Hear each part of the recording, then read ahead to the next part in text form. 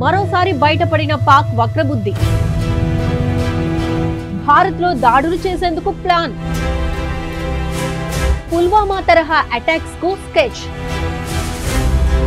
పాక్ లో లష్కర్-ఏ-తోయబా ఉగ్రవాద సంస్థ ర్యాలీలు.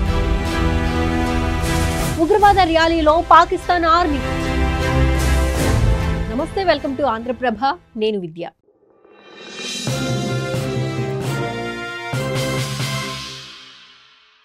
ఎవరెంత చెప్పినా, ఎన్ని చావు దెబ్బలు తిన్నా పాకిస్తాన్ కుక్కతోక వంకర అన్నట్లుగానే వక్రబుద్ధిని పోనిచ్చుకోవడం లేదు.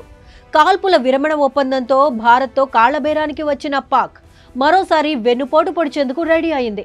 రక్తపాతాన్ని సృష్టించడమే లక్ష్యంగా మరో పుల్వామా తరహా దాడికి స్కెచ్ వేసిందని తెలుస్తోంది. ఇందుకు పాక్ లో ఓ ఉగ్రవాద సంస్థ నిర్వహిస్తున్న ర్యాలీలే ఇందుకు నిదర్శనం.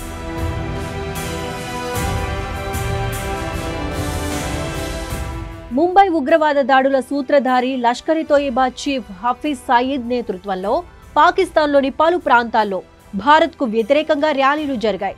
లాహోర్, ఇస్లామాబాద్, కరాచీ సహా మొత్తం 50 నగరాల్లో ఈ ర్యాలీలను నిర్వహించింది ఉగ్రవాద సంస్థ. అలాగే పంజాబ్ ప్రావిన్స్ లో ఈ నిరసనలు ఎక్కువగా జరిగాయి.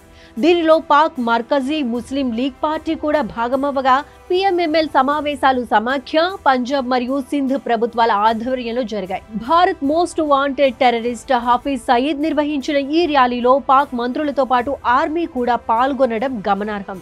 ఈ ర్యాలీలో ఉగ్రవాద నాయకులతో పాటు మంత్రుల మాటలు వింటుంటే భారత్లో మరో దాడికి పాకిస్తాన్ ప్లాన్ చేస్తోందన్న అనుమానాలు వ్యక్తమవుతున్నాయి. తాజాగా మే 28న పాకిస్తాన్లో పంజాబ్ ప్రావిన్స్లో భారత్కు వ్యతిరేకంగా ఓ ర్యాలీ జరిగింది. ఇందులో పాక్ మంత్రులు, లష్కర్-ఏ-తోయబా ఉగ్రవాదులు కలిసి వేదికను పంచుకున్నారు. ఇక పాకిస్తాన్ అణుపరీక్షలకు గుర్తుగా చేపట్టిన యుమ్నే తక్బీర్ కార్యక్రమంలో వీరంతా భారత్ పై ఉన్న అక్కసును వెళ్లగక్కారు. ఇందులో ఖలిస్తాన్ ఉగ్రవాదులు కూడా పాల్గొన్నారని తెలుస్తుండగా వీరంతా భారత్ లో అశాంతిని సృష్టించాలని బహిరంగంగానే పిలుపునిచ్చారు.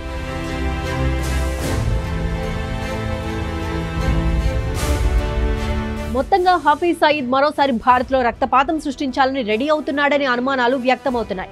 భారత్ సైన్యాన్ని దెబ్బకొట్టేలా పుల్వామా తరహా అటాక్ కు ప్లాన్ చేస్తున్నట్లు తెలుస్తోంది. పాకిస్తాన్ ఆర్మీ మంత్రులు కూడా హఫీజ్ సయీద్ ర్యాలీలకు హాజరవ్వడం, ఉగ్రవాదులతో కలిసి భారత్ కు వ్యతిరేకంగా మాట్లాడటం ఈ డౌట్స్ ను మరింత పెంచుతున్నాయి. గతంలో పాక్ ఆర్మీ సహకారంతో భారత్ సైన్యంపై దాడి చేసినట్లుగానే ఇప్పుడు కూడా ప్లాన్ చేసి ఉండొచ్చని తెలుస్తోంది.